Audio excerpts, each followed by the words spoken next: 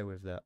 Not ultimately if you like kept doing it, You know. but No, and you can only get away with cunt if you're using like an Australian or British accent. You know, that's the only way you can do that. yeah, like Yeah. you've got to put some twang into the profanity. I just want to be like rich enough, and I think everybody agrees with this, and even other people would agree. I just want to be rich enough to go into like a neighborhood and just yell the most racial thing, and then when people get upset, like here's some money, man. I just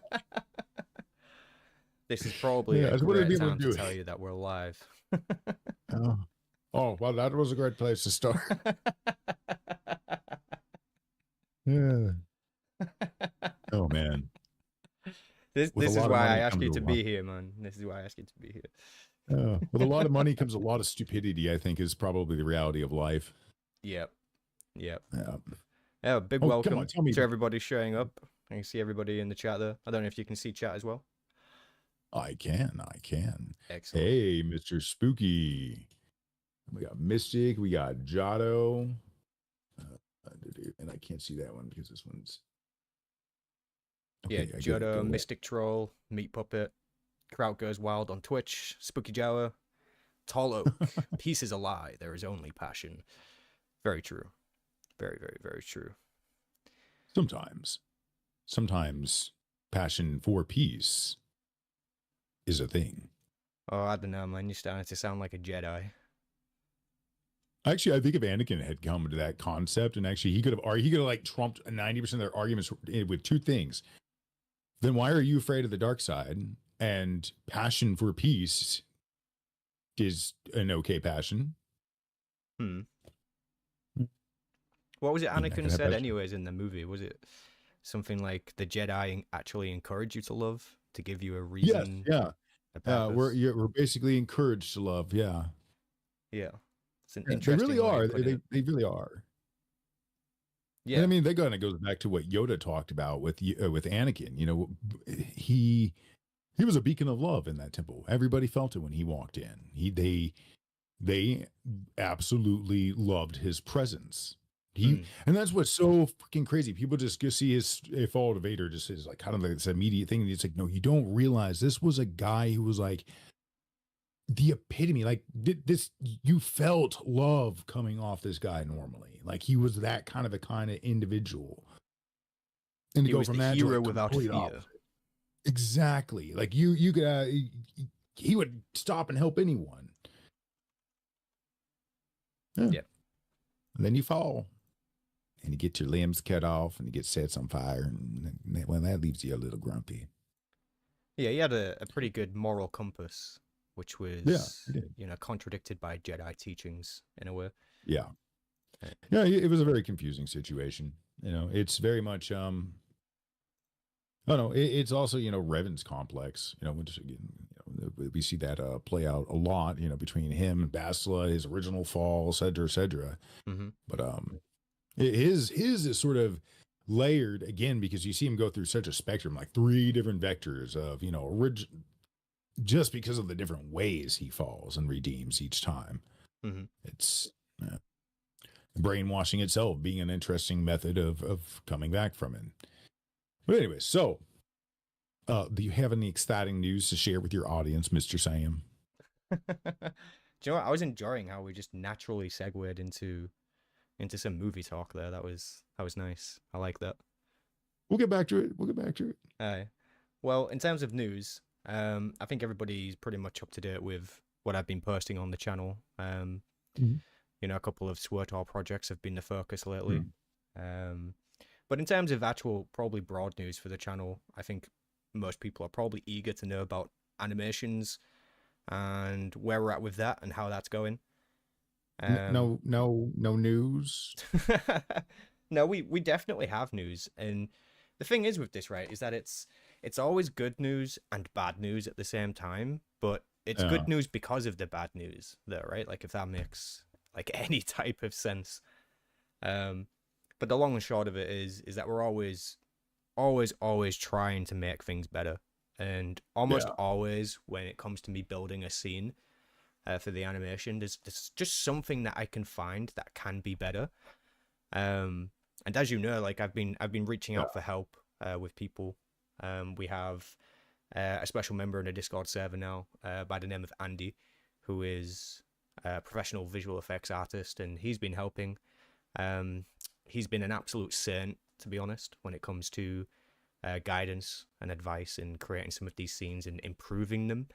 You know, how to make something actually worth watching versus just being... And I think you actually put this really well before, actually. We were talking, I think, in DMs before, and you said something along the lines of, I think it was a game, Machinima. And I remember that really stuck with me when you said that. I was like, wow, you're kind of right. Like, when you look at this stuff, it really kind of does come across like Machinima style. It does, yeah. But for me, it really does, yeah. Yeah. Like, I very vibe evolved. With that. Yeah. But ultimately, I think that's great. Like, having any kind of machinima is great in and of itself. But just for me personally, I would like to have that bar set a little bit higher. So I'm trying to be ambitious with the scenes. We are getting there. It's definitely, what's the word here? It's coming to its own style. You know, whereas I think you've probably evolved quickly. Yeah, I think it's evident for even someone like you to see, right? Like, you go back 6 months from and like everything looked different. Being real, your first interpretations looking back, derpy now. You're like, oh God, I'm glad I didn't go that route. But you were learning. Yep. It was all part of the process. Absolutely. Yeah. Now you kind of get why I was like, be careful what you show off or commit to just yet stylization wise. That point is definitely landed, I think. Yeah. You know, I don't know if it came from a place of hubris or something like that at first, but it was just, I was really eager to show things off, you know, and now kind of looking back. There's nothing wrong with that. Yeah. I do that. I do it with my maps all the time. And you know what it is there's nothing wrong with needing a little validation that this concept, even if it looks derpy or whatever right now, or blocky or whatever, is something that people want. Yeah. That tells you, okay, I'm on the right track. Let's push this further. Let's go further. Yeah. Let me see if making sure you had a good idea, man. Post something up on screen here so the viewers can actually get an idea of how things have evolved. Oh, well, you're doing that. For those who are watching, what you're seeing is live feed from the Jawa server in a game called Jedi Academy. This game is over 20 years old and still has an active, wonderful community. Like, so if you're looking for a good Star Wars game to go and chill out in, go check out Jedi Academy. Check out Jedi Outcast. Both 2 really great games. And to all my Jawa members out there who are watching, howdy, love you. Yeah, you'll have to forgive me, Outcast. Unfortunately, I don't have the camera feed up for you. Let me get that up.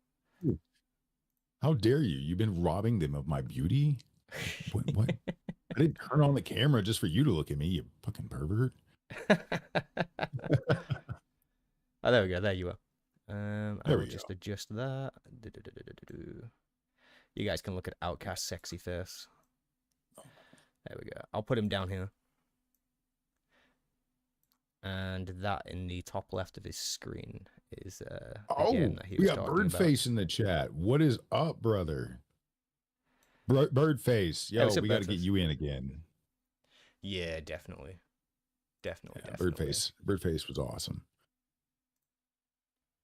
Exiled Ranger. Hey, what's up, man? Welcome to the chat. Welcome to the live stream.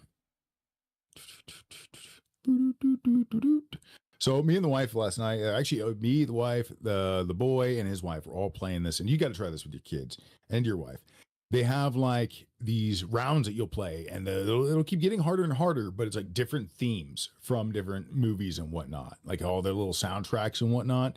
And it's just a fun little, it was kind of, me and the boy are nerds. Yeah. Until like round 2, then it was just like random crap that oh my God, no. Jurassic Park almost got us. I will just bring this up one moment. So on the left here is where we used to be at with the animations. Let me just full screen that so everyone can see that a bit more clearly. This is pretty much what they look like many months ago. Just let that play for a moment. Let you soak up what that looks like. So you can see that it looks mostly amateur, you know, and when you say machinima and you look at this, you're like, yeah, definitely that's machinima style. All I see is Asian Malik. You will bring everything to me. But then I can't even do Asian Malik. You compare that to what we have now, which is this, and you can see that the quality is absolutely improved. So the reason for things taking longer is basically because of that. We want things to be on this level or better, and it's taking multiple people to get us there now. Like we were discussing before we even went live that we was going to have Pandora on the podcast with us today. Unfortunately, he couldn't make it. That's okay. But Pandora is the one that's helping us remake the character heads. So this Malik head that you see here, even the jaw casing, that was all completely upgraded, remastered, retextured, whatever you want to call it, by a fellow named Pandora. Incredibly talented. It stems from the original model, which is beautiful. Yeah. It's just, yeah, it does. It comes directly from the original model in the original game. So, and can you even believe that? Like, you look at this and you see the top tier quality of it, and you're like, wow, that's from Knights of the Old Republic? I watched him do it, and I couldn't believe how it turned out. Yeah. Yeah. It looks great. Even the head tattoos, they just look, just natural, you know? Yeah. Yeah. Yeah, big W to Pandora there. Yep, I can't wait to see. Honestly, I can't wait to see what Crit is doing. Did you hear he moved away from JK animation and he's just straight Blender now?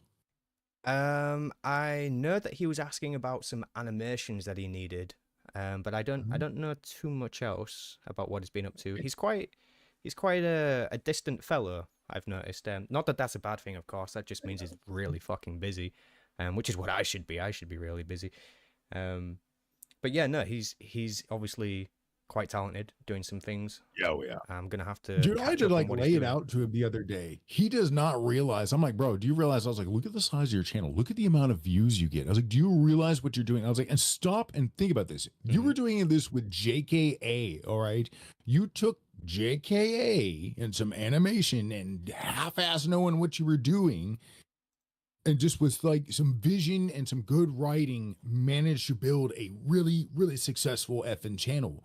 Imagine what you're going to be doing like 5 years from now. Like you don't even see it, he doesn't. He's so freaking humble. He's like, well, he does not at all see what the hell he's doing. It could be quite an efficient business for him, and that's the next step that a lot of YouTubers don't tend to take because they are too modest, too humble, or are afraid to take that evolutionary step. And that is like once you actually do start to get the tractions and you do start to get views, you really need to become like this more professional version of yourself and start to take things a little bit more seriously and start to consider real avenues of income, right? Because at the end of the day, if you're running a business, you need an income. So Lord Crit, you could definitely run your own business. Like you could You could be selling things. You could be advertising things. You're definitely at that point. Definitely something for him to consider. Yeah. You know, because it will keep him in the game as well. Like the last thing that we would want to happen is for him to be discouraged by something like a bad month or anything like that, and then just stop making videos. Whereas if you've got that fallout, then yeah. Plus, if he just gets a little bit of a trickle of come, I mean, I know revenue on YouTube is low as crap right now, but it's like still like even a little trickle will help you out, man. You know, you can put it towards some software or something like that, or some licensing for different, you know, music and whatnot. It's you know, even if you ain't going really huge and big yet, you'd be surprised how much. I bet a lot of people would Patreon to him. Yes, Patreon is a good one. I had a Patreon campaign myself like many years ago, and it did do fairly well until I closed it down. And that was because just for me personally, I was in a place where I didn't feel like I was giving return value to those patrons. So I was like, you know what, I'm not just going to take money from people, I'm going to close it down. That's another story. But the point being, he could definitely open up a Patreon and have people support him. People would jump at the opportunity just to chuck a couple of dollars is where I imagine, for the sake of seeing more things, because you know, as a content creator, you need to take those avenues, especially if you want to be successful. You need to start thinking big, because videos alone at the end of the day are not always enough. You know, like you need those outside strings to maintain yourself, you know. Well, he could also have a lot of great recyclable content if he started doing tutorials. Tutorials, yeah. Something I've actually been considering doing was making Blender tutorials for the SWTOR extraction tools. I don't know if I've mentioned that or not, but yeah, that's on my radar. I'm probably just going to end up dropping like one huge, like 2 or 3 hour long video, which explains a huge part of the process. And then from there, if anybody wants to see more, they can leave it in a comment or whatever, and I can cover that in its own niche little video or something. But usually, like, the best way to do it, like, for instance, if you're dealing with JK and you're going to do some Frankensteining, you might as well just do the whole video rather than showing just one element of it. Just show them right from the start. Like, and something else I've learned in tutorials, you know, I think a lot of people would agree out there. Hold my hand like I'm a retard. Don't presume I know where a button is. Show me where that fucking button is. What am I looking for? Yeah. Like,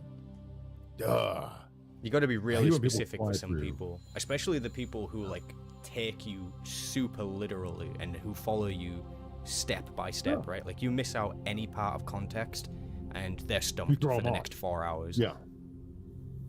I've come across so many tutorials that are like that, where it's, no, don't get me wrong, there's some style for some of the tutorials I've seen nowadays for like JK, we can literally sum up a lot of things with like 2 images. You don't need any text, just show me the entity structure and what's going on.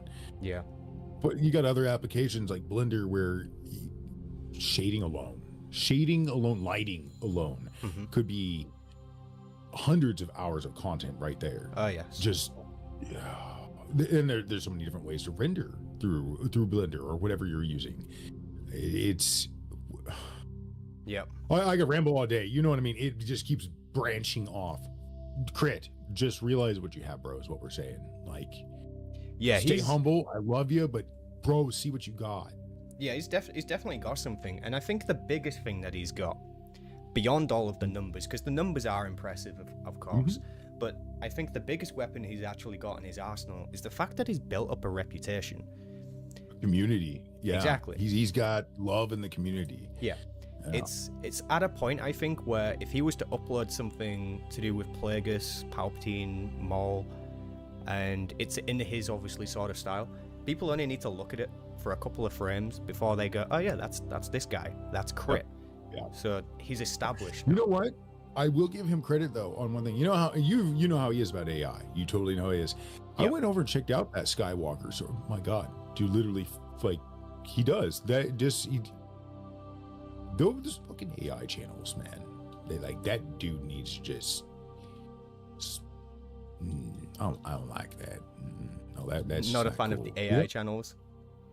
No, well, not when you're scalping ideas like that. Like somebody drops something. He did the same thing to me. That same channel did the same thing to me when it came to the Vader Padme bullshit. Literally within 2 weeks, he had split it off into 2 different ideas. Vader talks to Luke, whatever, and he had like split it off into 2 different ideas. He did the same thing to Crit. He went, what was it? Vader shares his feelings towards Palpatine about crap or whatever. I can't remember exactly what he titled it, but it was a total rip of exactly that one video that Crit had done, like just done with AI. And man, I get where he's pissed. I get it. Like, go write your own content. Come on, you got AI. Just come up with random stories and start generating. Why do you have to go scalp all the? I know why you do it, because it gets. Yeah, it is frustrating. Yeah. And as much as I dislike it, I do take a little bit of solace in the fact that, so long as YouTube is doing it right, of course, that these people are not able to monetize any of those projects. And if they are, they shouldn't be allowed to monetize those projects. I mean, obviously, 1, because they are Star Wars, but 2, because they are AI generated. And I'm pretty sure that YouTube has a policy against monetizing completely AI generated content. Now, I could be wrong. It might just be limited. But as far as I know, it is not monetizable. So even though those people are gaining huge amounts of views, exposure, that kind of thing, they shouldn't be able to profit from it. Yeah, agreed. But that doesn't mean that it's not hurting the overall community. It definitely is haywire for the algorithm, because the moment you make one AI channel popular, that just feeds it to the other channels. Like, it works literally like a living, breathing ecosystem. You know, it's like, and I've said this before to other Star Wars The Old Republic creators, and that's, when I make a video, you should also make a video. Like, I'm just saying, like, when I put out a video, it generates traffic. You would be smart to do the same thing if you want to capitalize on growing your channel. I've given that advice to many people, maybe even people in the chat right now. A name that comes to mind is Noble. I've spoken to Noble Swotor about that before in the past, because I know he's quite keen on growing his YouTube channel. So I try to help people where I can, you know, give them the advice that people wouldn't normally give them. Because people are normally greedy in the YouTube landscape. They're like, oh my god, you're uploading at the same time as me. Why are you doing this? And no, you were always nothing but honest with me. Some of the best things I've learned about YouTube legit came from you. Just having discussions back and forth, how we both were seeing it. It's a beast. It'll suck you in. That is one thing I'd say to outsiders. Really think about it before you do it. It's really do try to be open with people about the whole YouTube game, because there isn't a lot of information out there, and the information that you do see is all competitive YouTubers trying to fight for the best tips and tricks on how to grow your channel. And all they actually do is just drip feed you common sense. Like, if you had a YouTube channel for at least a year, you would know everything that they talk about. And if you didn't, then it's probably because you're really young, you know, like really, really, really young. But any normal person with common sense and a little bit of background with some social media will be able to figure out most of these things on their own, even if it's just through trial and error. You know, I saw this one video recently. It was talking about when you post your video, if you forget to put chapters in it, then you shouldn't update it with chapters and then press save, because it will tank your video. And I'm like, what are you talking about? That's terrible advice. If you forget to put chapters in your video, go put chapters in your video, especially if they're important, because viewers love seeing chapters on a video. If they can navigate through with actual titled segments, they're going to use that. They do. Absolutely. They love it when it's down in the description and all that. They love it. There is some bad advice out there, and I don't know if it's done intentional or if it's just people who are, again, trying to be competitive in the landscape that is YouTube tips and tricks. But I think the best advice anyone can give you on that is just do it yourself. Like, trial and error. Like, literally look at what works, and you will see the proof in the pudding, because it's always very different according to your own niche. You know, like if you're talking marketing and economy and that kind of thing, YouTube will push you out. Like, it will just want to push you out because the ads that get served on those types of videos are naturally higher. You get a higher CPM, which is obviously a bigger return on investment. So yeah, it's just knowing small things like that that's really really important. Really One important. piece of advice I would give them is recognize that those guru channels, look at their views, look at their sub count. Think outside the box. Mm-hmm. That is a channel that is literally, it's designed to give you bullcrap advice to get it's those channels. 99% of them, 99.99% of them, I will say there is that occasional dude who is legit trying to help, or woman, but most of them, oh man, they know that's exactly what everybody's gonna be looking for when they first start, and they know you're gonna sit there and watch it. They know you're gonna sit there and watch the whole length. It is easy farm content that literally is garbage and does nothing. Yeah. The best tip is look at the channels that you like. Think about the channel you want to see. Put this down on paper, what it would take to do that. How do you want to see the videos? How do you want to see the narration style or the conversation style? There's a lot of elements you need to think out, but it's not that complicated. Just really think about, what do you want? Yep. And usually, if you are somebody who, how would I put it?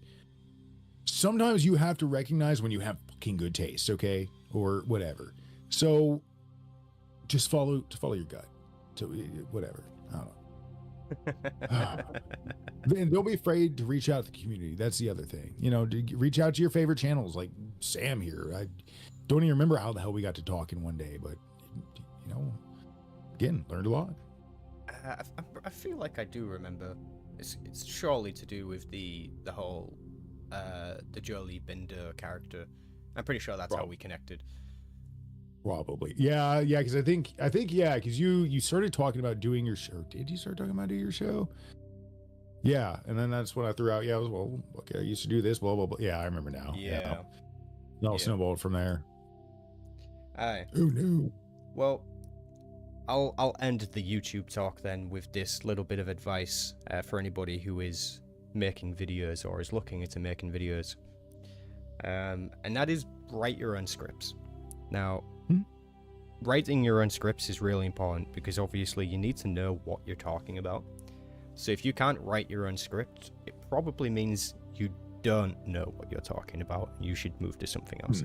So yes, write your own scripts. And just like when you're in an argument with somebody and 2 days later, you're like, oh my God, perfect comeback for that argument. Yeah. Like, let your script cook.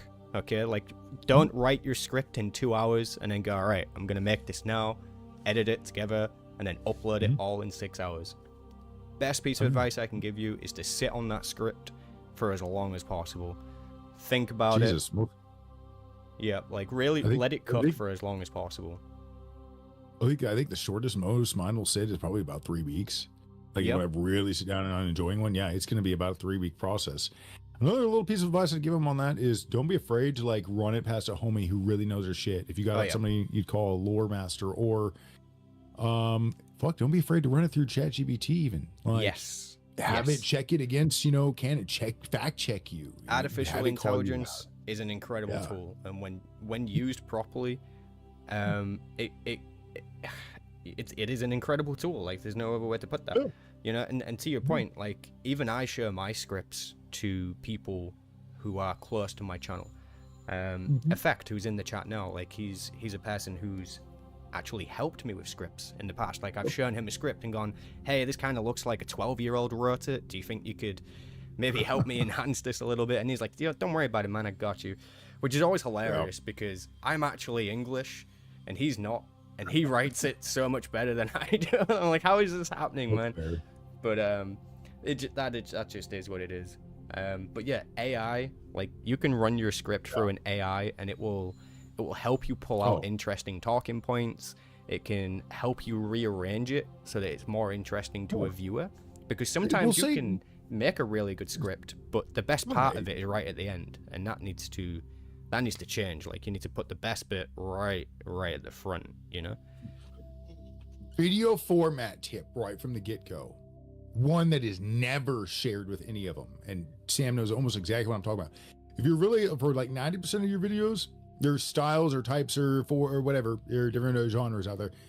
You usually want to start literally going right into your main point. Like, have you ever noticed, or have you noticed that everybody seems really pissed off lately? I'm dying. Make a couple points. And then you say, well, today we're going to figure out why. And I think there's a couple blah, blah, blah. And then you start going into your points. You break those down. And you always want to end up,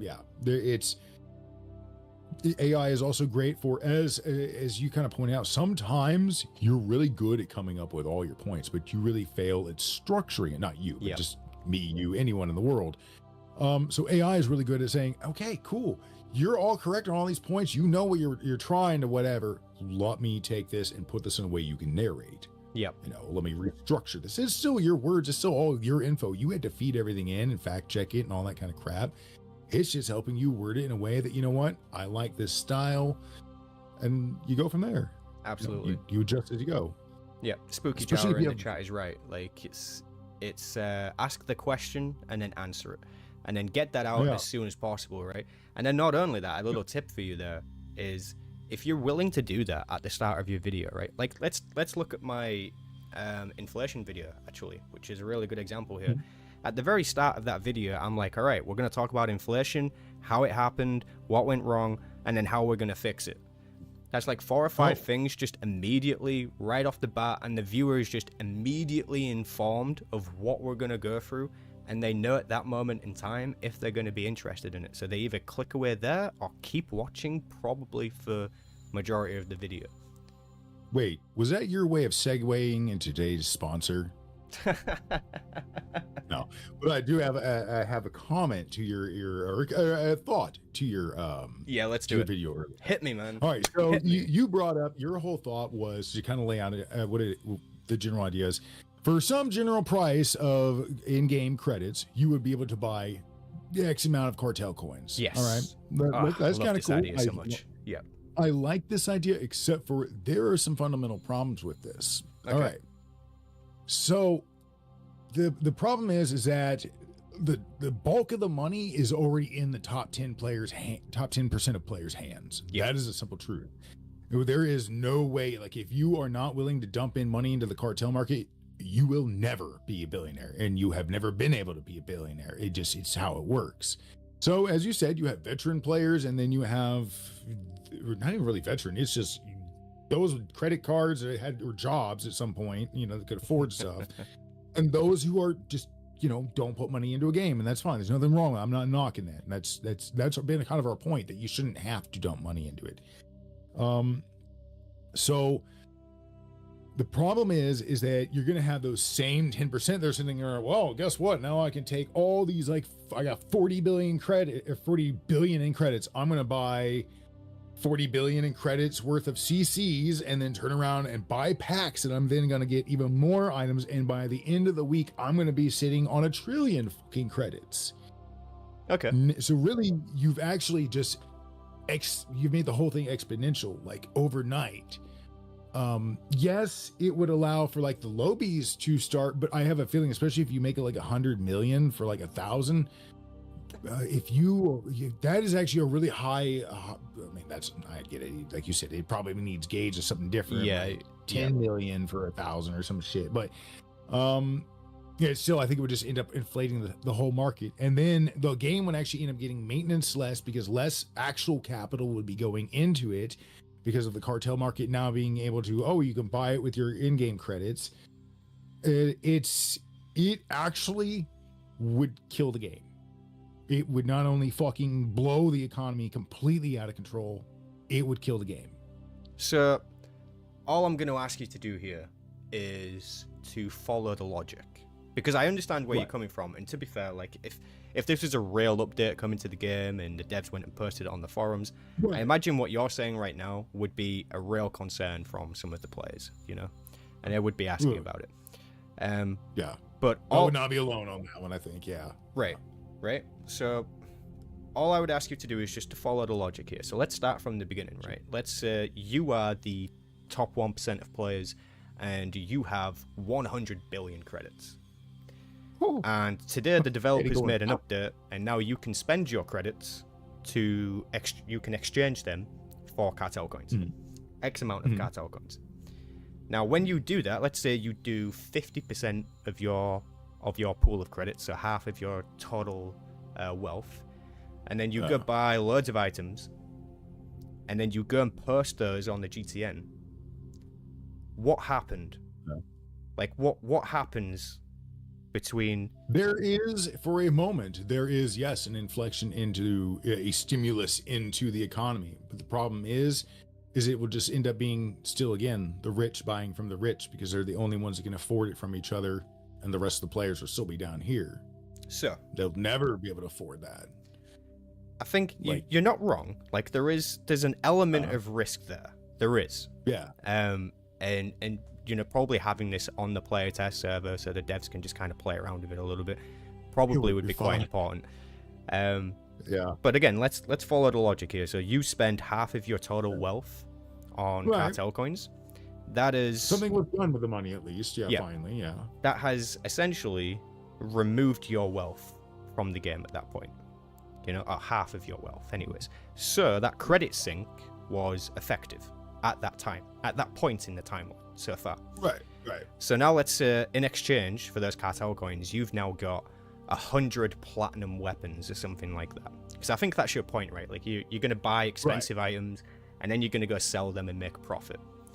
However, which is only logical and fair. That is the free market. Yeah. Like that makes some sense. Yes.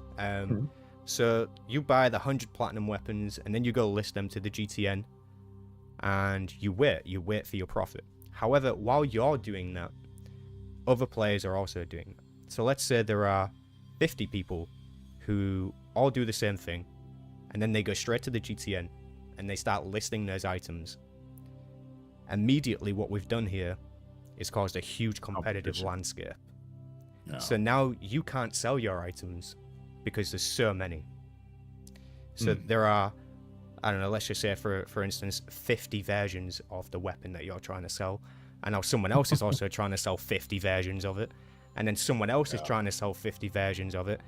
Every single hour, every minute of those hours, they are going to be undercutting you. And as that's happening, the prices are coming down each time. That is true. So when you follow it logically, that's kind of how you want it to go. Now that's not to say that that's the way it will go, because you are you are right to an extent here. Like if you did it smart and you bought particular items, because there is such a vast amount of assortment to the cartel market. So if you did it smart and you bought independent items, you stored others, and then you went back and sold them, it would be possible to make a profit. But again, if there are multiple people doing that, the same thing, you encounter the same issue. Or not issue, the same fix, I guess. Which is just basically that the market becomes diluted. So when you look at the GTN now, and you search for a hypercrit, there's only so many.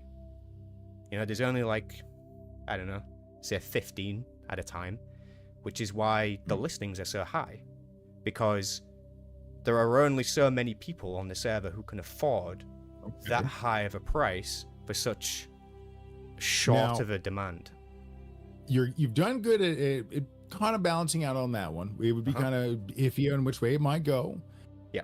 But what about the point of it would actually end up kind of fucking killing the CC market? Because then eventually, come on, we're all going to get smart and make it where we're fucking farming credits like crazy. Like, so we're not going to need to put in money into the game anymore, which is cool for us, the players. Yeah. Bad for us, the players, in the long run, because they're like, we ain't making money anymore. Yeah. No, that's a more valid point. I think that is a good one to consider and would need to be looked at. But I think that's where these other fixes come into play, right? So you got to do. You could only get so much a month or at a time. That would be a good way to do it. That would be a good way to do it. Or even a case of, let's say you just bought 1,000 cartel coins. Now, if you want to buy another 1,000, it's going to cost you more. Like that could be You another way could of doing it. double it up using your actual credits. So you Yeah. buy 1,000 through the whatever. So you still have to use your credit card, but then you could take, say, 1 billion credits and double whatever you just bought. That's kind of smart. I like that. Yeah. Yeah. And only like once a week can you do it or some shit. Yeah, like you can control it, you can limit it, and again, like the player test server would be hugely important here. But if you back this up with some of the other fixes as well, so like, let's say they drop a new expansion, that gives them a reason to start redefining endgame rewards, because one of the biggest issues the game has, and it was issue 4 in the video, is just simply that it's too easy to make money. Like, as a level 80 player who's been playing the game for a long time, if I wanted to, right now, I can load into the game and make probably just shy of 200 million credits in less than an hour. That's doable for me. Like, if I want to do that, I can do it. If I want more credits than that, I can probably do it. If I ever get back into SWTOR again, you're gonna have to show me how the hell you do that. Damn, dude. It's just, it's the way that the materials market works now. Yeah, So it's always been the map market. Yeah, I used to play that crap bad back in the day. Like, yeah, it's hugely rewarding for the veteran player in terms of credits. Like that's one solid that I can give to the developers now. Like, it's really rewarding as a veteran player to just go around, ruffle stomping content, log into an alt, do it again, claim rewards, log into an alt, do it again, claim rewards. You can't say do it anymore without sounding like Palpatine, dude. Do it. Yeah, exactly. So, if you start looking at those issues and bringing those down in tandem with the currency exchange, it would help to maintain the risk over time, and that would have to be monitored, of course. And the only way that the devs could actually even pull that off is if they had more consistent update cycles. And right now they just don't have that. And then on top of that, they're still not communicating very well at all. And I know people hate me for doing this, but I'm going to use Guild Wars 2 again as an example here. The developers for Guild Wars 2 are super active on social media, you know, even on the main Guild Wars 2 account. And they've been posting teasers, little snippets to their community, like actual, real, tangible things that will affect the game or come to the game, be an update to the game. And that's good because it promotes consumer loyalty and trust with the players. And it's also, it's a return of investment as well. If you're spending 100 hours of your time a month playing a game, you want to see something back from that game. You want to know that that game is doing something for you in return, in exchange for your time and your cash, because you are definitely spending your cash on that game if you're not spending just as much time. To get caught up with the vets, you're going to be spending some money. Yeah. So that's, unfortunately, that's just where the SWTOR devs fall short these days. They used to be way more. Look, as far as an MMO goes, man, all right, look, I have been in MMOs where during the holidays, the developers would come in game and they would this game, its developers have never been interactive with us other than to insult us and belittle us. They have never, and unless you're paying them also to do so, you don't even have an opinion or you can't even get things fixed. Anyways, that's neither here nor there. Like, all I gotta say, if any of the SWTOR devs see this, look, what we're trying to say is shame on you. Just all around shame on you. Shame on your donkey, shame on your mother, shame on your grandmother, shame on you, and shame on your dog most of all, because he has to put up with you every damn day. Yeah, they really need to do better. I'm not sure if they realize how big this MMO is that they've actually got. And I don't mean big in terms of like player count. I mean in terms of potential. There's so much potential with this game. It's crazy. It's crazy amount of potential, and it's not being tapped into at all. And a good way to look at that is things that they haven't given us, which we clearly want and clearly would work. Pazaak. Right. Sabacc. Yes, The Jarek. Zok and yeah, I was gonna say you could bring all the different card games into that, or even the dice games. And yeah, well, you already have technical gambling in this and crap like that, anyways. So, the hell with it. Yeah. Just make it where like there's a literal stupid app to like cross a barrier into this whatever. You have to check a thing that you're 18 plus, or like pop up. Yeah, I know that sounds dumb, but yeah, then let the rest. Dude, I would play it. I don't want to go to a casino, but you know what? You give me like a fake in-game casino Star Wars, I might actually blow some money here. Mm-hmm. Especially if the rewards are worth it. Please stop the ugly, stupid reskin bikes. Just yes, that is getting old. Like, and I hate to do it because I know that the guy who works on the art team specifically for the cartel items and stuff, I know that he's worked on the game pretty much since before the beta and stuff. Maybe even since the very beginning. He is quite a wholesome person in and of himself. But unfortunately, the work that he's putting out in terms of these $100 bundled mounts, it's just not good. And it doesn't come across humble. It doesn't come across modest. It comes across as greedy and lazy. And I hate saying that about the guy, but that is just the way that it comes across. It's like not knocking the quality. Like the Revan robes and all that were absolutely beautiful quality. I love the little bit of extra optionality and all that. And that's not a word, but you know what I mean. Don't get me wrong, but worth $100? No, 10 maybe. 10. I give you 10 for new skins once in a while, but they better be that level or higher. Yeah, like, and that's the kind of messed up part is like you release things like that we see, holy crap, you can do amazing level of quality for this game. Then the next like 5 freaking armors that come out have the most retarded damn helmets you've ever seen. And that's been a problem since day one. Whoever is designing the helmets over there, see, I don't know the individual, so I'm okay with upsetting somebody. Whoever is designing the helmets, please fire that individual. Don't ever let them design another helmet again. Stop. Yep. Get help. Insert Michael Jordan meme. Stop. Get help. Yep. Right now. It's. Yep. You're not wrong. There is a lack of originality and uniqueness, which, and again, like I'm not trying to put these guys down. No. But if you've worked on the game for 15 years and you're on a small team, where's your inspiration coming from? Right? Like sometimes you need fresh eyes. Sometimes you need new people on the team to come and help with certain things. You know, sorry, I'll before I know you want to say something. In case any of their developers see this crap and go, "Oh, well, we've been spending 15 years in this game. What the hell is he talking about?" Let me just enlighten you. I've spent over 20 plus years on 2 games right now, and that's not even talking about the Unreal community. Okay. So, if you want to talk about tenure, I challenge you. Yeah. Yep, you're not wrong. Our friend here, Outcast Cantina, absolutely does have game development experience. And to be honest, I'm kind of at a point myself where I can tell you that I have experience being an artist, especially in the 3D realm.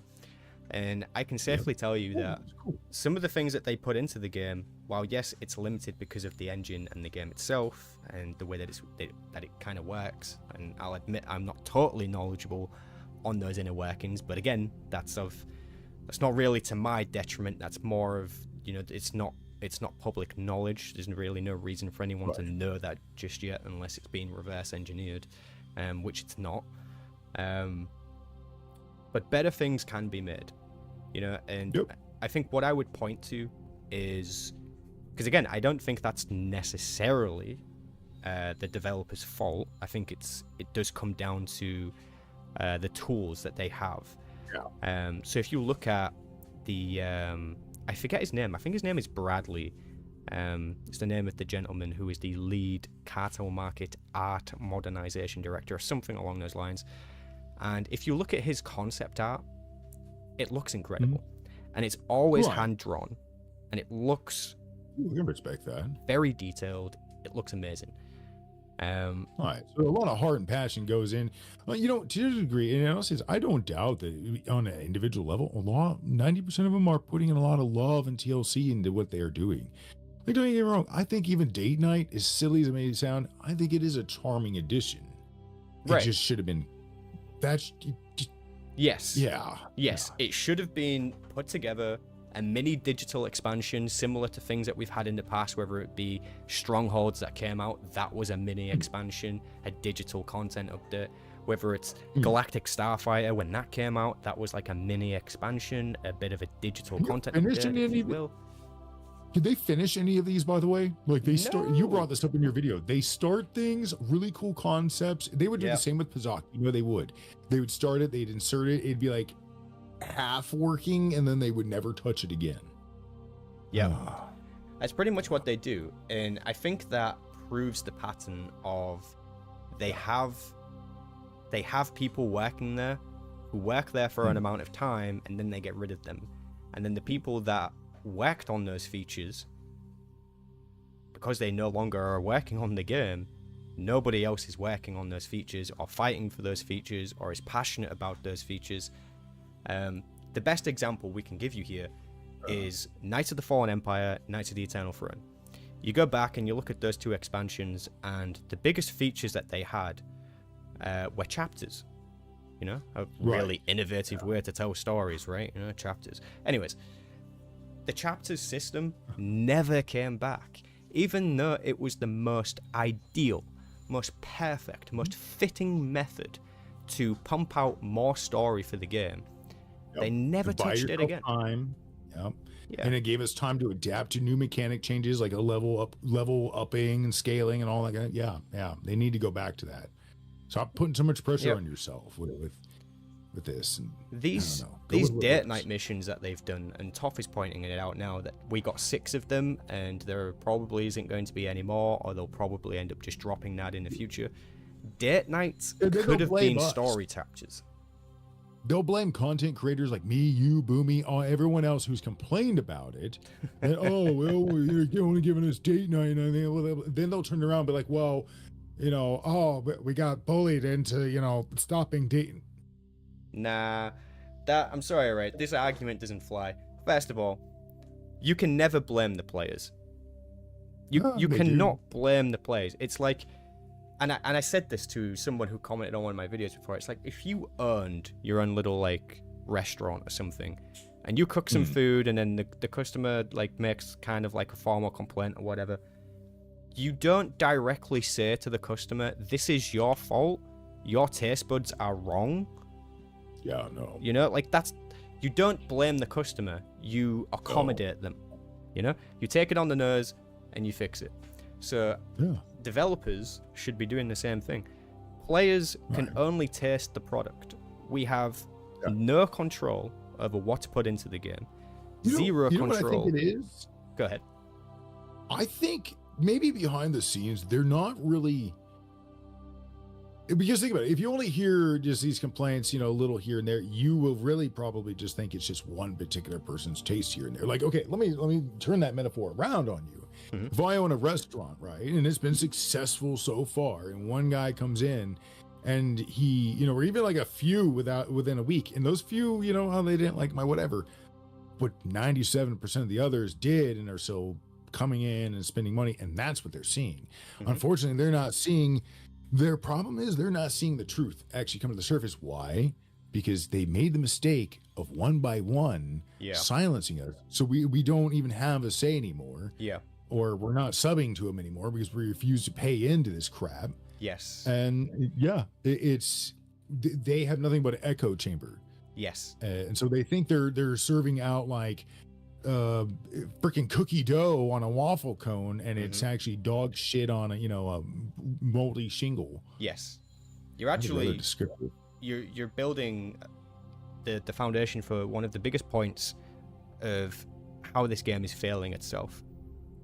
And unfortunately, it does come at the detriment of some of the other creators out there, especially the people within the influencer program. And I'm not going to throw shade at any specific person here. I don't think there is any need to do that. But the people within that program, it's quite obvious that Yeah. they are willing to ignore the shortcomings of the game in favor of receiving whatever it is that they're getting from this influencer status, which I can tell you is barely anything. Like it's bragging rights, if anything, right? Like there's no monetary value for them to do that. They can get like sub codes and pet codes and mount codes and that kind of thing, which is cool. But once you have that for a couple of months, the novelty kind of wears off. I'm a little bit unsure as to why they do it. It's kind of like when you go to any new community, right? And there is just this small, tight circle of people who refuse to let you in unless you kind of vibe with them. That's it, man. They're the mean girls. They think they're the in crowd, but Yeah. the popular kids never realize you're outnumbered 1-9. Yeah.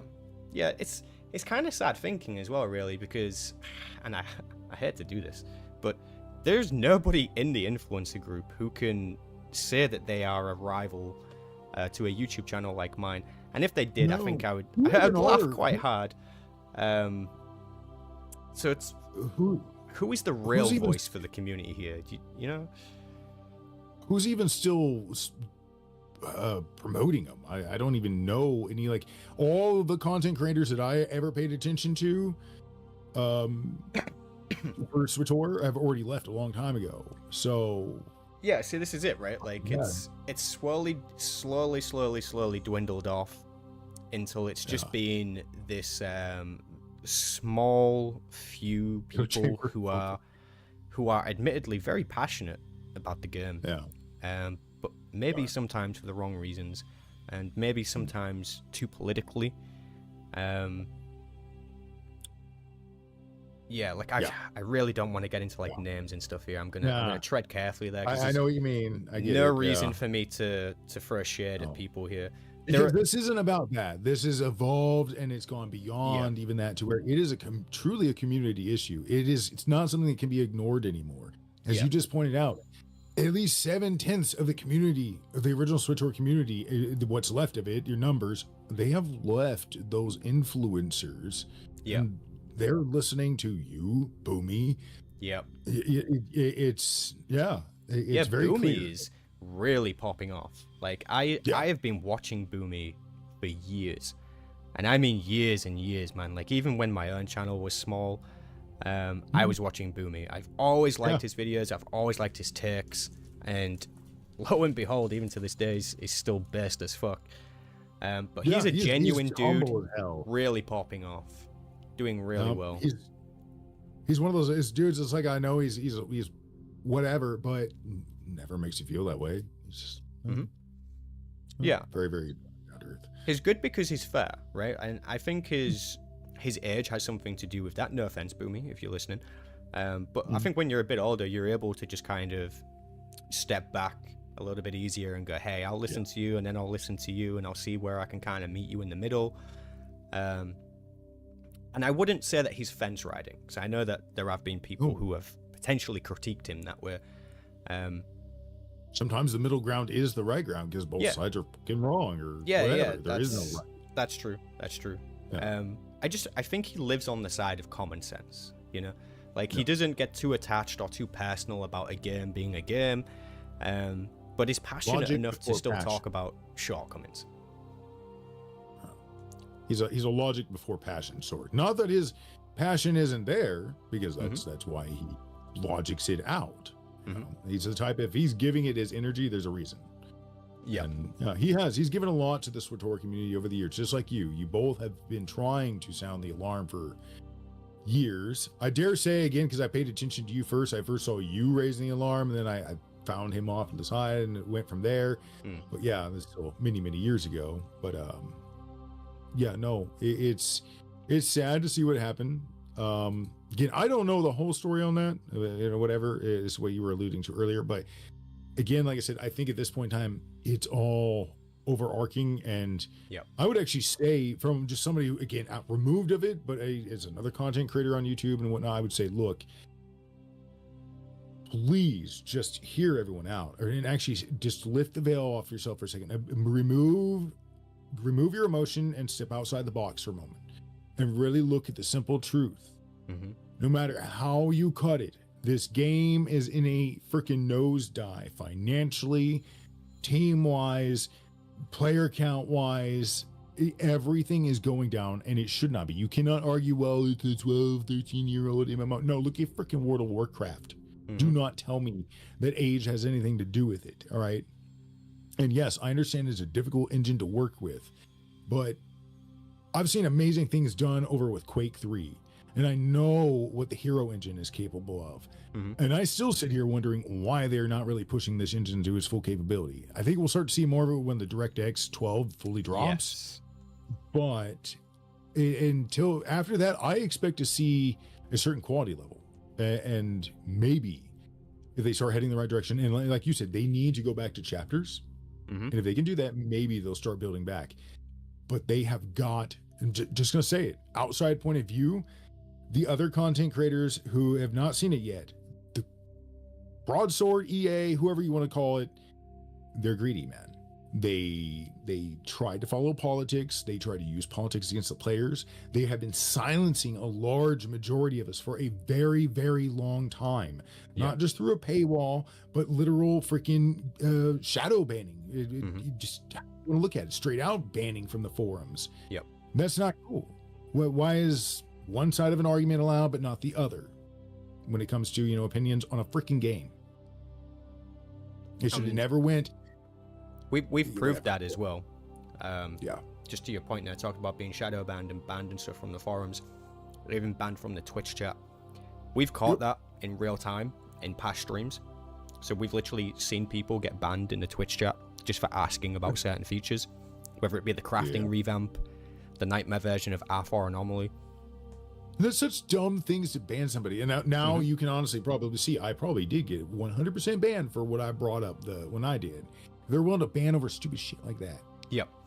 It is straight up censorship, and I'm not gonna tiptoe around this. This is completely the fault of two people.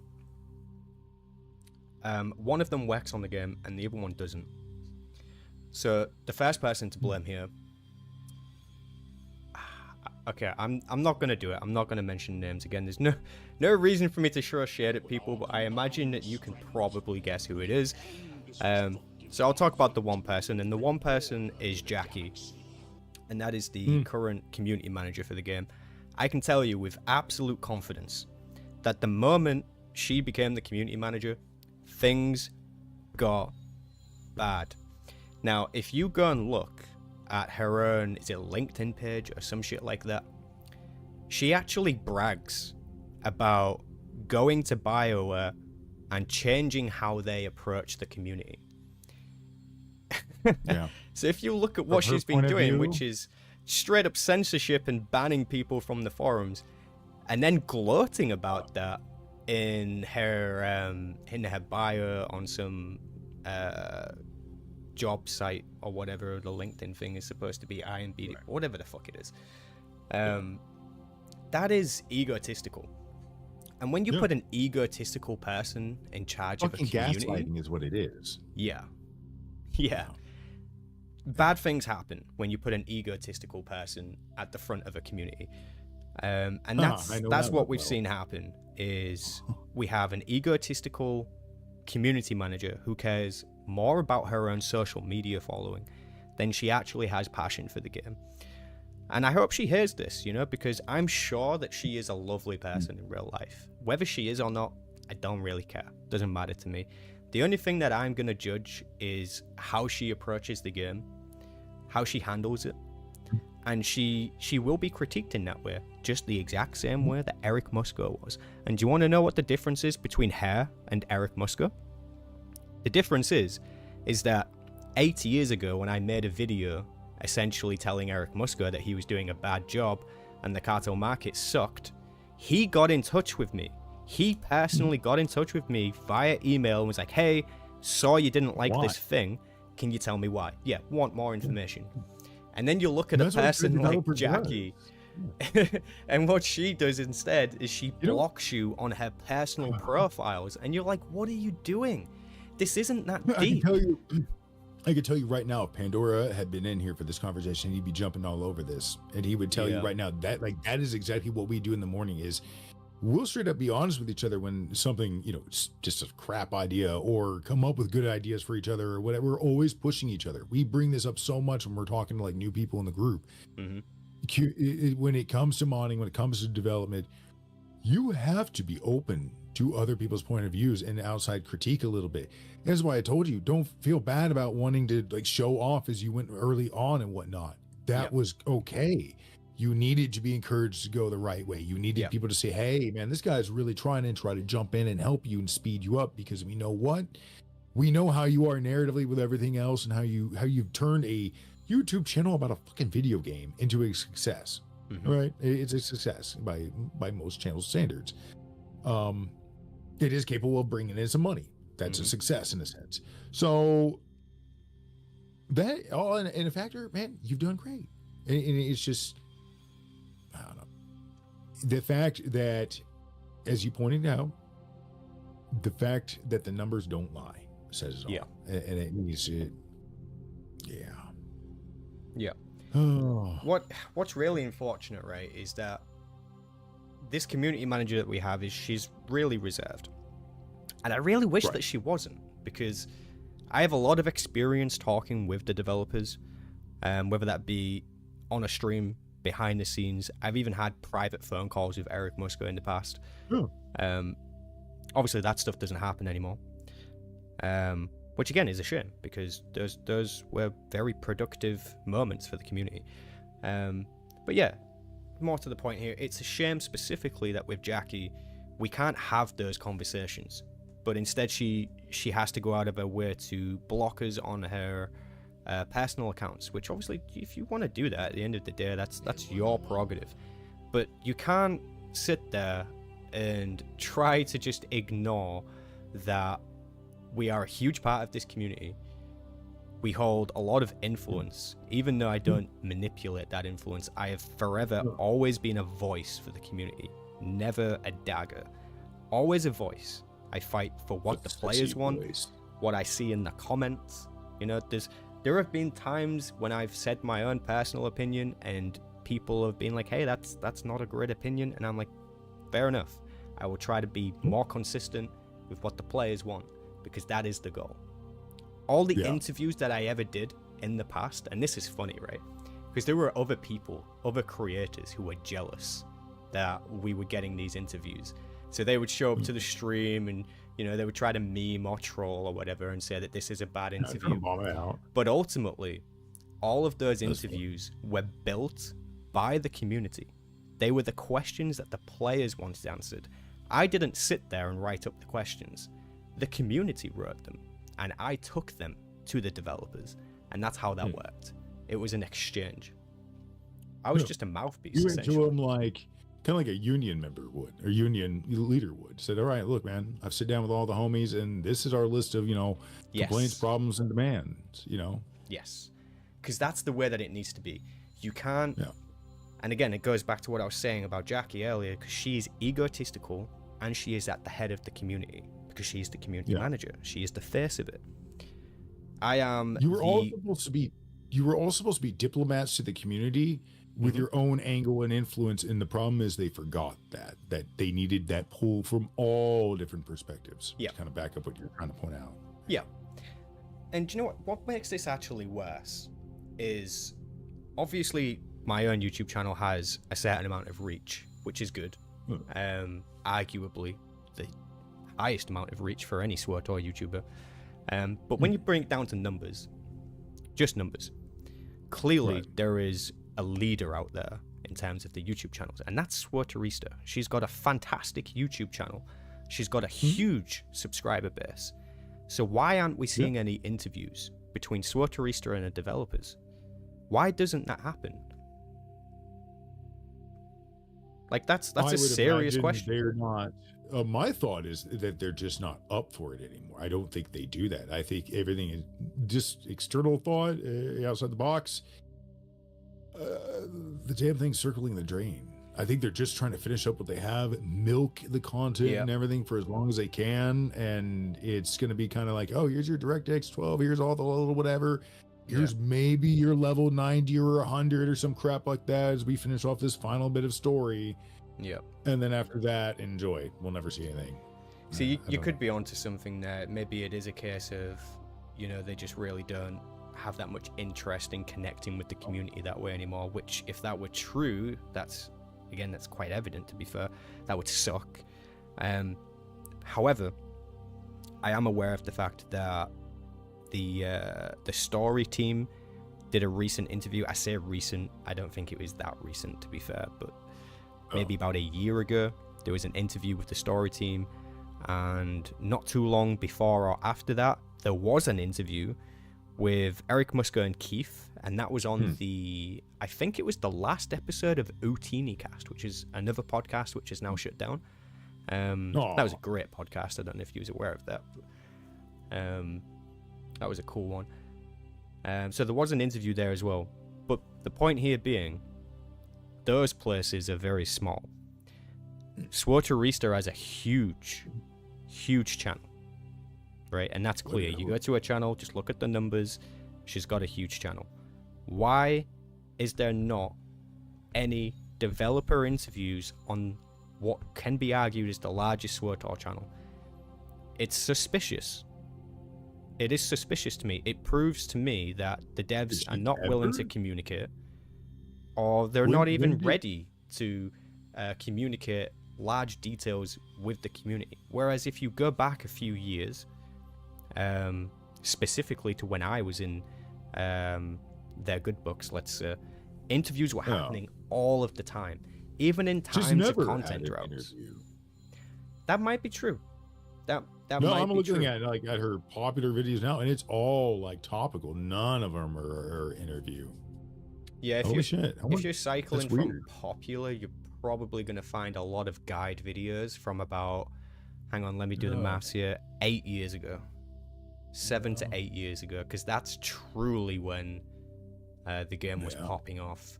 Possibly from the 6 year ago period, but more likely to be the 7 year period. Even, I don't know, she doesn't, I don't see any interviews. So yeah, you stand absolutely correct. And it actually goes to reason even more, why did she never? Right? Because Swotorista stands as a positive beacon. You know, even I know that. You show up to a Swotorista live stream and she's there raring to go. She's like, yeah, you're a new player? Let me help you. I have a website, I've got a YouTube channel, got loads of guides, can help you with anything, ask me any question. It's fantastic. The developers should be doing interviews with her, and Swotorista should be asking them difficult questions that the community wants to know, whether it be about the true reasons behind the removal of ranked, whether it be about why the crafting revamp isn't here yet. If I could have the devs in the hot seat tomorrow, you can bet your ass, man, like, I would be asking all of those questions. Where is the crafting revamp? Why have you been banning people from the forums for trivial things? Give us your explanations, because the community wants to know your logic and your reasoning, and you will never build trust with them if you don't answer those questions. It's important. Yeah, you need to be candid with us. Show us a little humanity, a little leg, something. I don't know, but make us like you a little bit, and not any more of this. What was it? He was getting really close, and he was just making don't ever do that again. Don't ever do a live stream like that again. Yeah, the pew pew thing. The pew pew. Yeah, I don't ever want to see that again. Yeah. So we have to be careful around this a little bit, because one of the people involved in that scenario on the stream is a snowflake, unfortunately. And I'm not talking about their sexuality, although they are homosexual. I don't give a shit. I am not insulting them. I'm just actually saying they have a fragile ego. And I know this because I have never spoken to this person, but they have me blocked on their personal accounts. Oh, go ahead and block me now. Clearly they have a fragile ego. So yeah, we'll maybe tiptoe around that one a little bit. I think that guy's name is Fred or something like that. But yeah, just to be kind of blunt there, the moment that they had on the live stream, even though it was probably just friendly banter, friendly, harmless flirting, whatever it was. It was fucking cringe. Please don't ever do that shit again. Like, if we have to watch that, I might actually uninstall the game, quit my YouTube channel, move to another country, just take up a life in the wilderness and just never think about the game ever again, because honestly, that was hard to watch, man. Like, that was really... If my friend did that to me, I would sucker punch him so fucking hard in the throat. I'd be like, get away from me. The only way that's going to be acceptable is if we're both drunk, okay? Like, then, okay, it's, you know... I need to be a few drinks deep, man. Like, knowing this now, if we're ever hanging out with you having drinks, yeah, once you were like 7 drinks in, I'd get real close and be like, pew, pew. I appreciate that red, by the way. ODN7. Thank you. Yeah. No, it's all good fun. In the end, a little bit of banter. But seriously, that moment on the stream was... really cringe. Please don't do that again, Eric and Fred. If you wanna flirt with each other, maybe do it when the stream's over or something. Like, I don't know. Like, we don't want to see that. We don't want to see that. I didn't even really care about it from like that point of view. Just more of just it just was cringe. It just was like, I don't know. Just don't do it. I don't want to see that. For the same reason, I don't want to see the community manager posting. Whether it's on their personal account or not, I don't really care, to be honest. You work as the community manager. It's in your bio. You are representing the company with your account. Yeah. So when you post things about droids and being sexually attracted to droids, whether it's a joke or not, like, that's a little out there, and it's a little creepy. Wait, I didn't know about this. Come on. You gotta enlighten me and probably enlighten some of the audience here. Dude, what? The community manager has a series of posts, like not just one, a series of posts where they talk about their own bisexual awakening. Okay. And in these posts, they're like, oh my God, you know, Lana, Theron, whatever. There's some pretty casual ones, but then it works up to some droids, you know, you're getting like Scorpio and HK in there, and you're like, okay, that's a little fucking weird. And when I pointed that out to them, I had an entire mob come after me. I was apparently a bigot, a misogynist. I had people telling me to kill myself, people telling me to throw myself off a bridge. There were even some... how it was when I pointed that shit out. Yeah. Before I got banned, within that 30 seconds, it's everything that happened. I get it. Yeah. Yep. And that same day, rather than the community manager coming out and being like, oh, guys, don't do that. That's pretty bad behavior. We're allowed to disagree on opinions or whatever. Instead of doing that, the tweet that she made was, thank you for showing up, everyone. Think I found my people. And you're like, what? I knew it was going to be something like that. You're accepting people who send out death threats? Like, actually, when that happened, all respect, any respect that I had for that person, completely left. Completely left. Because no normal person is okay with that behavior. No normal, reasonable, rational person will be okay with a mob of people telling you to kill yourself, harm yourself, over something so trivial as a Twitter post. Why isn't everybody in that Discord channel who jumped on me like that, why weren't they banned? The same thing can be said about your situation. Why weren't they? You know, I'm sorry, but that is actually against Discord terms of service. Yeah, that's against whatever. What were you on Twitter? What did you say? Yeah, you were it was Twitter at the time. Yeah, that's pretty sure that's against Twitter's terms of service. Yeah. So it's okay. All right. Okay. Yeah. I don't have to say anything. That's A+B checkmate. Right. Do you know what the funny thing is as well, though? Is because I'm autistic, I'm really good at remembering names and user handles and stuff like that.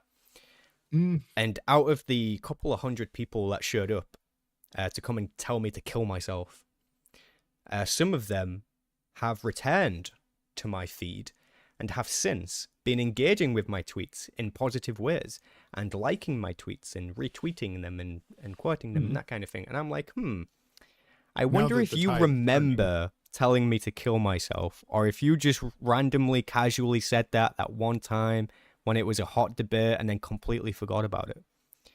Yeah. You know, like, Yeah. how do you casually forget about telling someone to kill themselves? Like, what kind of normal person does that? No, I know they don't. I mean, the truth is they probably don't remember 90% of the moments they've done that, because Mm-hmm. a lot of these people, let's be real, do not have a lot of self control. We've Yep. seen this. We've seen this with the way they react. They're quick to ban, all that kind of crap. This is not how things are supposed to be run. It's not how the community is supposed to be in any shape or form. Like, Mm-hmm. and I've dealt with situations like this in the past where you speak out against like one thing, and good lord, the next thing you know, you are literally getting swarmed for your point of view. Doesn't even matter if you try to be like, all right, cool, let's agree to disagree. No, Yeah. not good enough. And we've seen this the same thing in SWTOR nowadays, where, oh man, you can't win. It's their way or the highway. And they also set the narrative. That's the worst part, is after they have you banned or whatever, they make it out that you are the bad one, that you are the problem. Yep.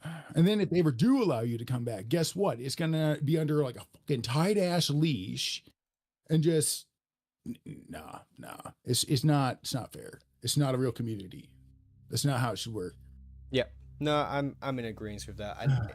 To be honest, it wasn't a very comfortable situation to be in.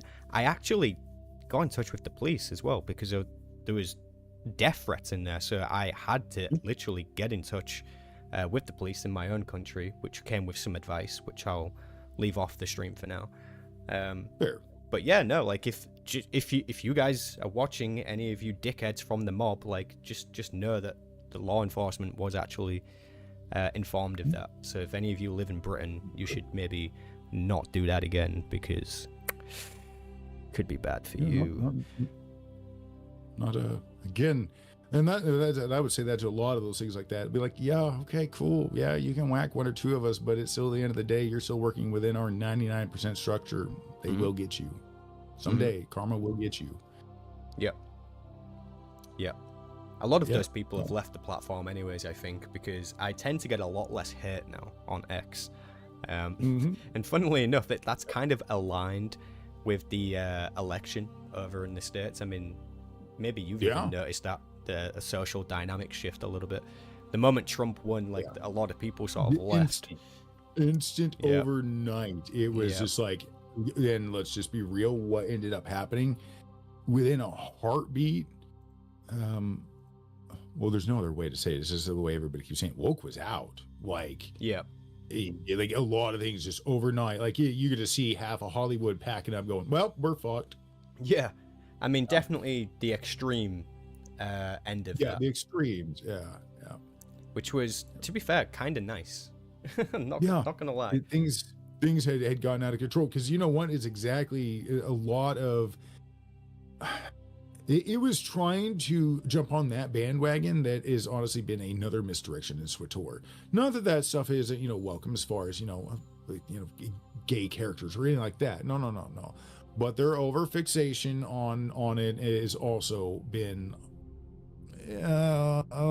not. It's not been genuine. That's been my problem with it from probably day one. I mean, if you were all for these communities, why weren't you supporting them from day one? And why is it now that suddenly it's not the end thing?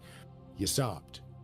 Because I guarantee you, like a year from now, if we go into SWTOR Discords again, guarantee all that's going to be gone. You won't see any of those tabs, any of those channels that, you know what I mean, with all the photos and all that bit, they'll all be gone. Now, the whole thing will shift. And that's a good point with some of the devs over there as well at the moment, right? Like, especially the community manager, and that's that we, the players, people like me and you, are still going to be here tomorrow. And if Jackie was fired from her job today, you would never see her in the SWTOR community again, because she never cared. Like, that would be it. Like, her ties to the community would be over. And she knows the real bulk community has no love for her. Like, so once you go outside your little echo chamber, and your echo chamber only gives a shit about you because you have the poll to put in the things that they want. Once you're of no use to them, Jackie, you will be just like Eric. And, if she wanted to regain any type of respect or trust from players, then just what she would need to do is actually go to the official SWTOR account on Twitch and fire up a stream at least once a week, just her, for at least 30 minutes to an hour, just playing the game. Go do some dynamic encounters, look at the chat, read the chat, answer some questions. Yeah, that's it. Yeah, spend some time with the community. You know what? And you know what? Here's another idea for him. 100%. I get they like you don't want to go one way or another because of religions and all that. But could you please actually start doing something a little different for holidays? How about just like one or two of you come in and just everybody that's on Fleet? Why don't you just do something nice? Fucking hand out credits, hand out random stuff. Do what a lot of us. I've literally hung out with a guy. It was about 5 years ago. This guy. Okay. Now, a lot of people won't believe me, but this dude was the stepson of Ray Park, whoever the fuck Darth Maul's actor is. He was his stepson. Ah, nice. Okay. I knew about the scandal like 2 years before that even happened. Like with his stepmom and the tape and all that shit. And yeah, like I have no idea what you're talking about, but okay. Oh, well, I'll explain it later and catch you up. But there was some fucked up shit. Okay. Darth Maul actor, kind of a mean dude. Anyways. So yeah, and I didn't believe it either until I legit like things came along later. I'm like, oh my god, he was not fucking lying. So anyways, oh jeez. But you know, when I first met him, what he was doing, he was hanging out on Fleet. He had an entire his entire bank loaded full of packs. He had his entire like inventory loaded full of like just the best loot you could find, and was having everybody on the Fleet, 100+ people, line up and coming to him one after another, handing out just millions of credits and fucking just gifts after gift after gift. And you know what? It was fucking amazing. Hell yeah. It was insane to see somebody do that. And then like the next event he did, I fucking ended up helping and shit. And we got some other people. And it just snowballed into the next thing. I believe he eventually made a whole guild that's what they did for a while. And it was just stockpile all year to do this big Christmas thing. And that's really cool, man. Why don't they do something like that? Take some initiative like that. They should do something like that. That sounds like a really fun idea. I don't know if you're aware of this YouTube channel. If any of you guys in the chat know this YouTube channel, just know that you're a legend. All right, that means you've been around like since forever. So there's a YouTube channel called SWTOR TV. So SWTOR space TV. Oh. And this guy, right? This guy like must have been the richest motherfucker in the entire game's history. Like, I know he put some real cash into the game, but his money came from knowing how to play the economy like an absolute fiddle. This guy was smart. He was real smart with economics, and he spent a long time just analyzing the game's trading patterns, and basically became a cartel market in and of himself. You'll have to look up his YouTube channel, check out some of the videos he's done, because he basically did exactly what you're talking about, but he did it like all the fucking time, just because he could. And the way that he would talk about it as well, he'd be like, oh yeah guys, you know, today I'm going to give away like 9 billion credits worth of items. It would just be so nonchalant and casual, and it's like that each video, because he just doesn't care about what he's got, kind of thing, because it's so easy for him. That is his fun. That's kind of how that guy was. It was his fun was upsetting the system. He's like, because I know how the whole market works in this thing, and he's like so many of these dudes are never gonna get any of this cool shit, so that's what I do is bypass it. Yes. Yeah, he did some of the biggest, probably the biggest, I should say, definitely the biggest giveaways ever seen in this game. Jesus. Way bigger than anything I've even considered doing. You know what we should do? Weirdly enough, we should like spend the next year amounting like as much as we can, like billions of credits, and then literally find like one random ass player, somebody who's been vetted, somebody like let people bring somebody for. I don't know how you would go about it, like somebody who really fucking deserves it, and then just drop it on them. Like here's 10 billion credits and some fucking CCs or some shit. You know, something I do quite often myself, just because it's actually within range of something that I can do. It's not as meaningful anymore because they've made a new achievement for earning credits. But what I used to do is I used to inspect people's achievements, and if they didn't have the achievement for having more than 1 million credits, I would immediately drop them 10 mil. Yep, that's a good way to do it. There you go, boom, 10 mil, just randomly as well. Just trade, there's 10 mil, take it, and just leave, like without saying anything. And I've done that a lot, and I quite enjoy doing that for people. I'm not gonna lie, especially when they whisper me like, "Oh my god, I got that achievement. Now I'm rich." You know, like enjoy it, man. Yeah. Enjoy it. That was 2 minutes. It's a nice little. Yeah, some people just sorry. Some people it really means a lot to them, especially if they haven't played the game for a long time. Dude, I remember my first 2 or 3 years. I didn't do so well. I didn't really give a crap about the market. And so it is really disheartening again, which is where I think kind of your idea for CCs for credits would be fucking awesome, or what I mean, vice versa. Yeah.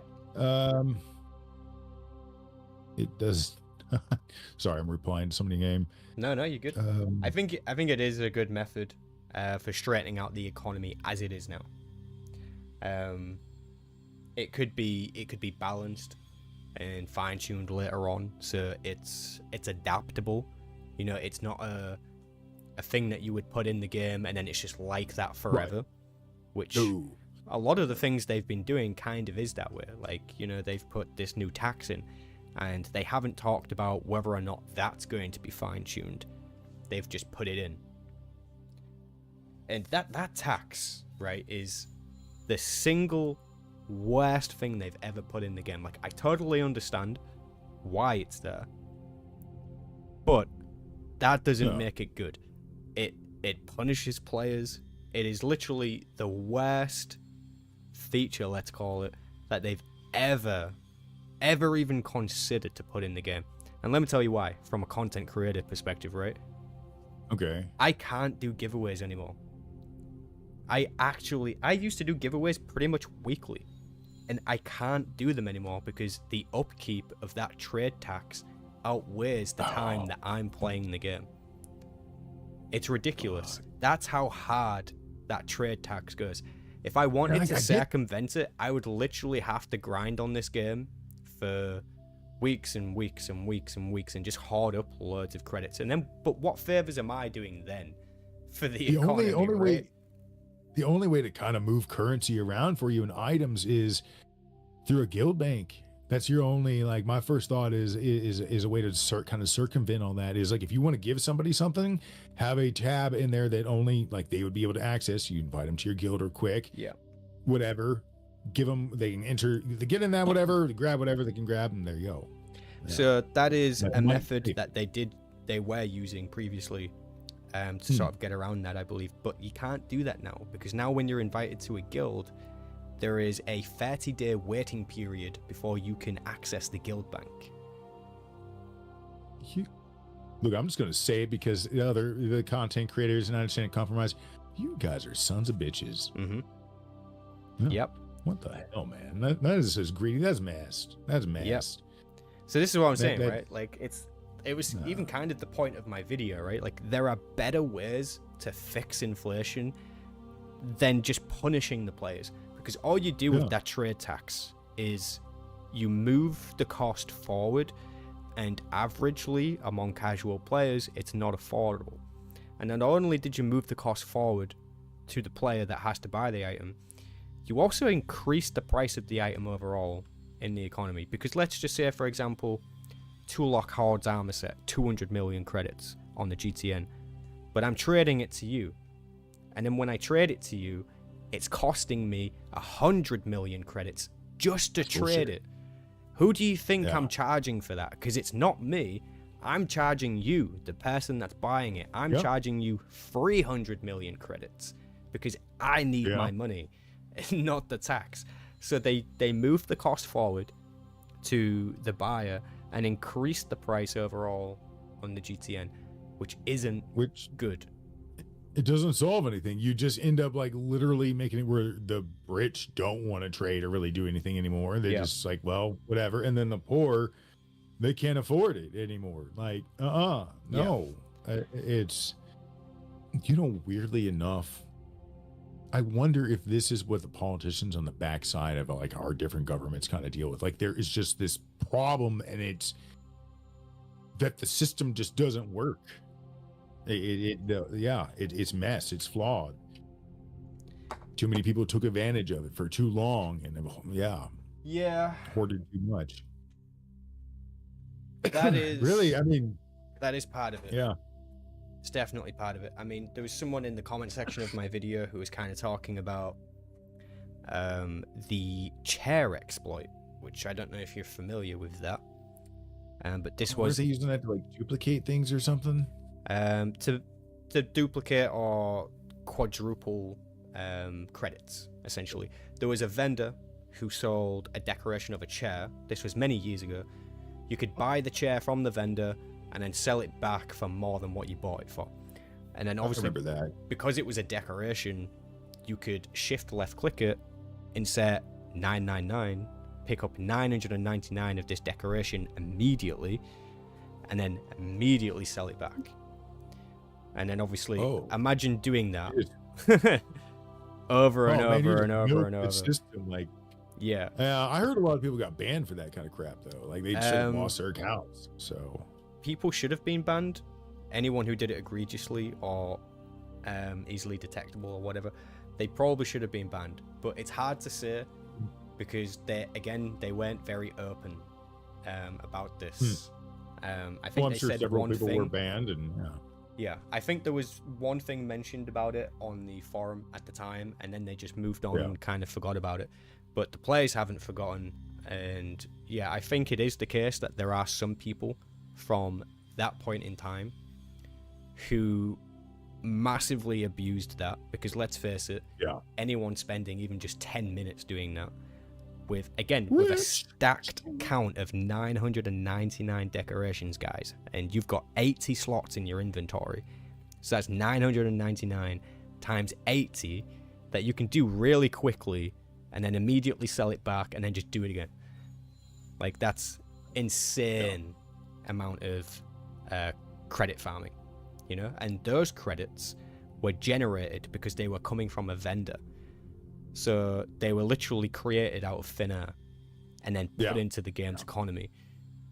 And they F things up. Things like that. And that's why they act so hard, and then why they do ban those kind of people and the kind of thing. Because I get it. You just screwed the economy, and it already was a very delicate thing. And Spooky, if you like the gameplay, jump in JK sometime. I can help you get a hold of it. It's not that hard. Yeah. Sorry, you made a comment down there. Oh, no, you're good. Even I'm kind of like watching what you're doing now. You're playing as Anakin, right? That's Anakin's fit. Yeah. Hell yeah. This is a dragon, one of our former council members and whatnot. He's making sure people aren't being bad. Yeah, so that's not like bots and stuff, is it? Those are actual people. No, these are actual people. They're you can see a bunch of people are AFK right now. Sorry, I'm like stepping on your head. This is just one of the old small maps. Hell yeah. Kind of a quiet time for the server right now. I know. Yeah, so anyone who doesn't know, my good friend Outcast Cantina here, also known as Angel within the modding community for Jedi Knight, has a lot of experience in game development, and I'll kind of tiptoe around this because obviously you know more than I do, but I'm going to say mostly around Jedi Knight. That might not be the case, but yeah, he's a pretty cool dude. He makes mods for the game. He's been making a map of Coruscant and the Jedi Temple, and I've seen some of that behind the scenes, and it looks freaking amazing. Like, if you I can't wait to get back to working on that, honestly. Yeah, like if you guys want to play some Jedi Knight and you actually want to have some like new content to play with, definitely check out some of the stuff that these guys are making, because it's really, really, really cool. Really cool. I have decided the Jedi Temple is going to get turned into its own SP thing eventually, where you can like just play through Project Nightfall from different perspectives and whatnot. Oh, hell yeah. Hell yeah. I think that'd be kind of cool. Am I allowed to talk about the lighting kind of things that you did? And can I talk about that? Is that secret? I don't know. Yeah, you can talk about that. You're fine. Yeah, cool. You're fine. So, Outcast has, and his friends, of course, who are also part of this little passion project that's going on. They were actually able to upgrade the lighting system for the game, and what I mean by that is normally when you play Jedi Knight Academy, because it's such an old game, there's a lot of 3D rendering that's going on, but with it being old, there's missing a lot of elements that you would see today in modern games, and one of those elements is real-time lighting. So, you know, that's like holding a lightsaber around an object, for example, and watching the shadow move to a different location. Real-time lighting with real-time calculations for more, let's just call it ray tracing, right? Like ray tracing on. That might be it's a not better quite way. ray tracing yet, but it's leaning that way, kind of thing. Yeah, it's It's almost old the school same dynamic system. lighting. Oh shit! Sorry. Yeah, so basically what I'm saying is if you want Jedi Knight with mods, awesome mods, and you want it to look better with updated lighting, then check out what these guys are doing, because that's what they're making, because they are passionate Star Wars fans who do things for the love of the community. I want to give proper credit to the dude who's actually doing the work for the visual overhaul of this game. That goes to Somez. Like, he is an amazing programmer, and there were people before him who started the whole project. And it's been, the community overall has put a lot of work into this game. Like what you're seeing right now, this is rough. This is it trying to render over already pre-compiled old map.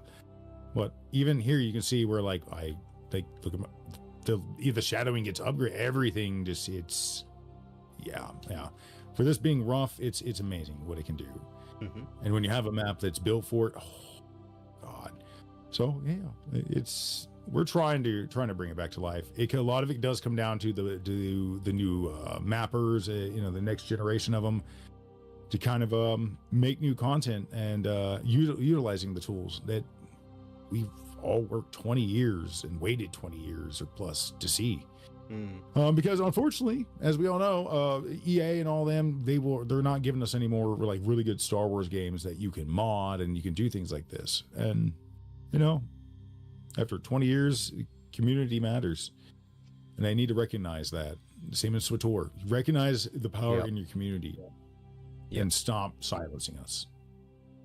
Yeah. Anyways. Invest in the community, It's important for the longevity of the game. Like, if you want it to be around, you want people to support it, you want it to succeed financially in any capacity, then you really need to invest in the community. I mean, even the World of Warcraft developers understand that, right? Like, they can look at a community-made meme and actually use it within the development studio as a canon event, if you will.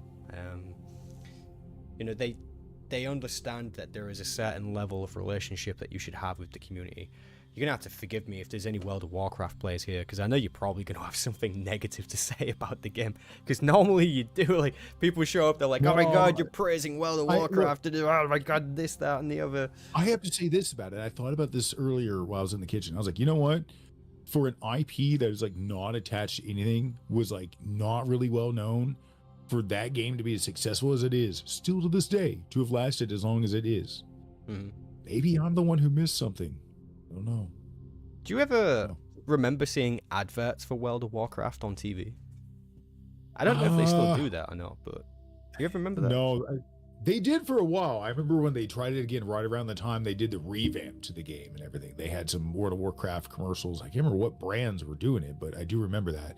And I remember as a kid when it first came out, seeing it, and I was like, because weirdly enough, I liked Warcraft 3. I liked Warcraft 2 and 3. The old over, where you're kind of command and conquer kind of style game.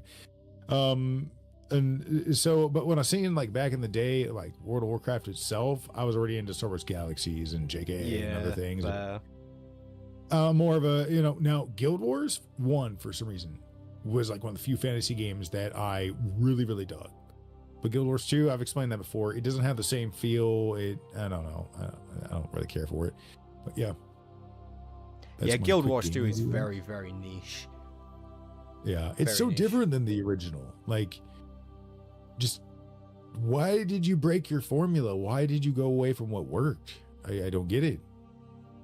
Yeah, I think I've seen similar opinions to that before. Did you know that they're making a Guild Wars 3? Did you know that? Oh, let's hope they like take some tips and kind of find like a happy medium. I'm Yeah, excited about that. that's It is time. that's literally where I was going with that. Like from what Yeah. I've seen, there is hope in the Guild Wars 2 community that the sequel, which is currently in development, that it will have some kind of, it will take things from Guild Wars 1, things from Guild Wars 2, mix them together and make an awesome new Guild Wars 3. Which I think would be really cool. Like if you look back at Guild Wars 1, I haven't played it, but I've seen it, and I know it plays different to the more modern sequel, let's call it. But lots of games do that, though, right? Lots of games do that. Look at The Witcher. Like, is it the first Witcher game and the second Witcher game? I think like play totally differently. Well, get up here, but come say hi. Come say hello to everybody. Say hello, world. Is that a Doberman? No, he is a chocolate lab. His name is Otto. That's a big Labrador. Yeah, yes, he's a big boy. He's actually kind of small for a lab, to be honest. Like he's probably like kind of mid-size, I'd give it. I mean, he spent a lot of time in a kennel, so he's got a lot of making up for muscle-wise and whatnot. But yeah, what the buddy? Huh? Oh, you want more? Do Dobermans not have floppy ears? I don't know. I don't remember what a Doberman looks like right now off the top of my head. Yeah, maybe to be fair, probably it's called something different.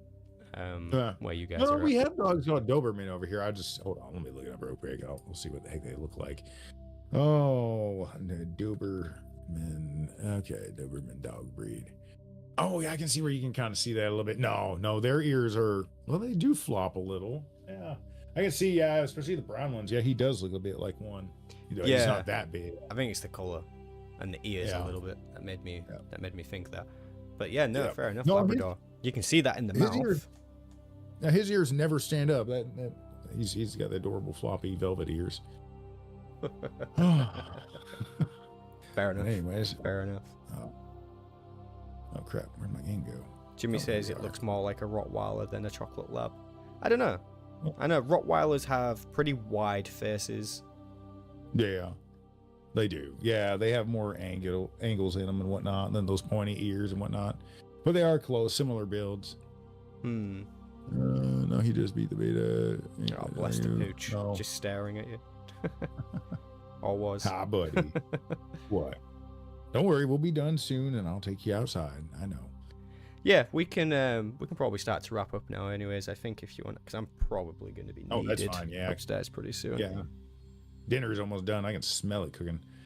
Hey, did you want to maybe do a shameless plug for yourself here? Did you want to maybe get your YouTube or your Discord server in the chat or something like that? Well, you know what? I will send you a link to the Discord and whatnot to put in the video description if you like. But yeah, I got a little YouTube Discord channels going. I would love for everybody to come over. I'm actually going to be getting back to doing some Star Wars streaming with some JKA and some other things we got going, and getting back to doing my lore videos here pretty soon. But with a whole new twist, and I'll send you some scripts here soon, and you'll understand. There's something new planned. But hell yeah, just come on down to Outcast Cantina, the best Star Wars channel from Southern Illinois, USA, America. Love that. All right, I'll make sure that I post those. I'll probably post those in my Discord server as well. To be fair, just get a little bit more exposure out there. But yeah, no, cool. I think that probably wraps it up then for episode 6. I don't know if we're gonna do this again next week or the week after. It could be the case that we're going to do this bi-weekly now. So just bear with us as we kind of find some consistency that works for us, I think. Yeah. We didn't talk about that Spaceballs movie, did we? So we're going to have to make sure we do that next time. We also didn't get to GTA 6 or some other stuff. You know what? We'll save it for in a couple of weeks. Start taking notes, man. Yeah. Yeah. So, you know what? We're going to start something right here. Make a list of like games and things you guys are looking forward to. Like, and how do you think they're going to do? Like, there's some big ones coming up. Has anybody else noticed there's a lot of number 6s coming out? kind of creepy. Anyways, you go ahead and finish. Fair enough, man. Aye, well, I'll just wrap it up there, and I'm just going to hit the stop streaming button. So thanks, guys, for hanging out with us, and make sure you check out Outcast Shit when I post that in the Discord server. So thanks again, dude.